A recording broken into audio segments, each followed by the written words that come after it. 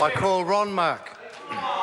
And it is a pleasure actually to be able to speak to this appalling bill, and for the purpose of actually putting on the record a couple of things. And I think we need to understand what the purpose of this Act is.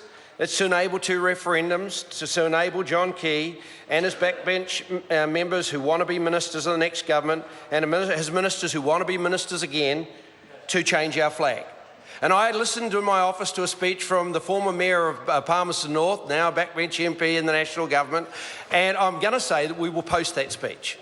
Because it actually, when one says they're not scared of the public reaction, they're not scared of what people are saying, they stand proudly by what they're doing, then good. The member will stand proudly by what he said in 2017. So what are people saying? Mr. Speaker, I've heard comments in the House before that we're an online nation, and people may not have turned up to express their view, but they can give them online. Well, actually, we have some information from offline. New Zealand First actually put out a call to all New Zealanders who are against the referendum to write, "Keep our flag" on the ballot paper. That way the vote will be ruled informal. If there are more informals than votes on the design, then there can be no credibility in the process, and a second referendum cannot surely go ahead, and that hopefully will save us millions of dollars. When we look at what people are saying, I've got to say that we have had on Winston Peters, the Right Honourable Winston Peters' Facebook page, 19,849 likes and 11,347 shares. The minister's right. We are an online nation. And what are they saying online? Well, let's go to a couple of things that people are saying online. Dee Berry, it doesn't matter what we say, this national government will do what they want regardless of the rest of us. And the people that turned up to the meetings, you know, I've heard numbers quoted, how many people turned up to the meeting. What was it? Collectively nationwide, 130 people turned up for the select committee hearing, around that? Well, understand this. We held a public meeting in Palmerston North last Friday. I spoke on Iraq and ISIS.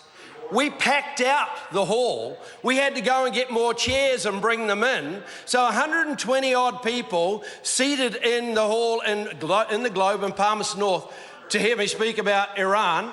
And nationwide, $7 million later, Chris Berry, $7 million later, how many people turned up? And the vast majority of those people turned up to tell the member, Chris Berry, they didn't want a flag change. But what else are they saying online? Online, they're saying things like, yes, I agree, leave the flag alone. I'm 61 and I'm a proud one. I'm proud of the one I have, and I've known for that long. A waste of money, spend it on the homeless. Spend it on the homeless. What else are people saying online? Oh, leave the flag alone and spend the money on special needs kids' educational purposes like more hours for teacher aides. Want to hear what people are saying online? Rochelle Anderson, keep our flag, don't fix what's not broken. So why are we fixing what's not broken?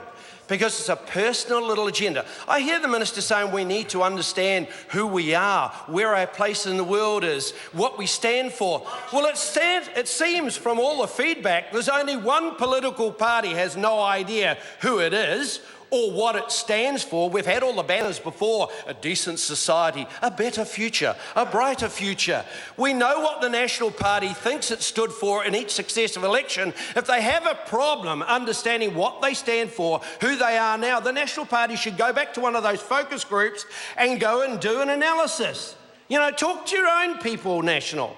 Because the public in New Zealand know clearly who they are. They are proudly New Zealanders. And it's interesting that as we head up to the 8th of August, where we will commemorate the Battle of Chinook Bair, nobody out there that I speak to in the RSAs, nobody that I speak to in the Defence Force, nobody that I speak to in rural provincial New Zealand has a problem understanding who they are, where their place is in this world, and what they stand for. No, this is what it is. And this is what people online are saying it is. It's a particular desire of the Prime Minister to leave a legacy issue, and all of his MPs are falling in behind him to give him that because they want to be ministers of the next government. You know, the irony is, keep this up, Like 94% people polling now, Radio Live was it today, against the TPPA, against the sign-in. But keep this up, the members will guarantee they're not in government. And it won't be anybody else's doing. It'll be their own.